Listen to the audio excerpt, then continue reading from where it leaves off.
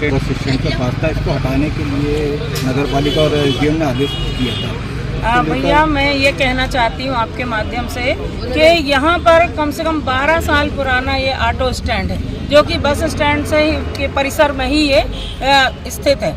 और यहाँ पर हमारे जो गरीब ऑटो चालक हैं वो ऑटो यहाँ पे स्टैंड पे अपना ऑटो खड़ा करते हैं और जब बस से उतरने वाली सवारी इनके पास आती है तो ये अपनी सेवाएं उनको अपने नियम के हिसाब से देते हैं। और सभी के सब गरीबी रेखा से नीचे जीवन यापन करने वाले परिवार के भाई लोग हैं हमारे।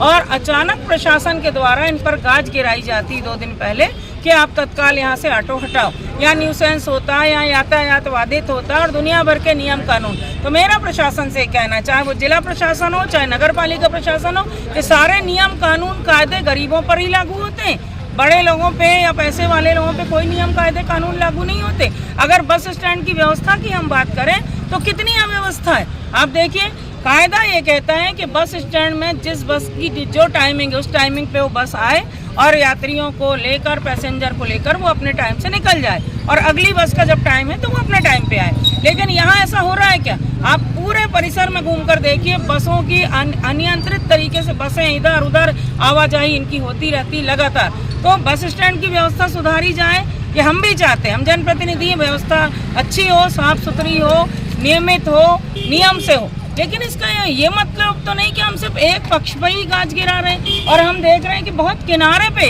हमारे ऑटो चालक भाई लोग अपने ऑटो खड़े करते हैं और यहीं से वो पैसेंजर लेकर जाते हैं। अगर ये ऑटो यहाँ से हटा दिए जाते हैं, कभी रात बेरात कोई पैसेंजर आता है, खासकर हमारी महिलाएं आती, बेटियां आती, तो उनको अगर मौके पे अगर मान लीजिए भटेरा चौकी जाना है, बैहर चौकी जाना है, या उनको आउट इलाके में जाना है, गंगानगर जाना है, तो उनको अगर ऑटो ही नहीं मिलेगा तो अपने घर तक कैसे पहुंच जाएंगे। तो ये बस स्टैंड परिसर में ऑटो स्टैंड होना ये कोई गलत नहीं है, ये एकदम सही है और ये सही तरीके से ही लगा है। मैं भी नगर पालिका अध्यक्ष रही हूँ, मेरा समय भी मैंने देखा है और मैंने भी नियम से काम करने का प्रयास किया है। तो मैं यहाँ इसलिए आई थी कि हमारे ऑटो चालक भाई लोग बहुत परेशान हो रहे थे 2 दिन से। मैं भी 2 दिन से बाहर क्षेत्र के दौरे में थी। आज फिर मेरी आप लोगों से भेंट हुई, उनकी पीड़ा को, उनको दर्द को मैं बांटने के लिए यहाँ पर आई हूँ। मेरा प्रशासन से कहना है कि मानवीय दृष्टिकोण का परिचय दिया जाए और ये इनका हमारा जो ऑटो स्टैंड है वो यथावत रहे और यथावत स्थिति में ही हमारे ऑटो चालक अपनी सेवाएं देते रहेंगे। और नगर पालिका प्रशासन की जिम्मेदारी है कि कोई भी तुगलकी आदेश जारी करने के पहले स्थानीय जनप्रतिनिधियों को विश्वास में लिया जाए। मैं जनता के आशीर्वाद से इस क्षेत्र की विधायक हूँ, मुझे कभी किसी बात पे विश्वास में नहीं लिया जाता।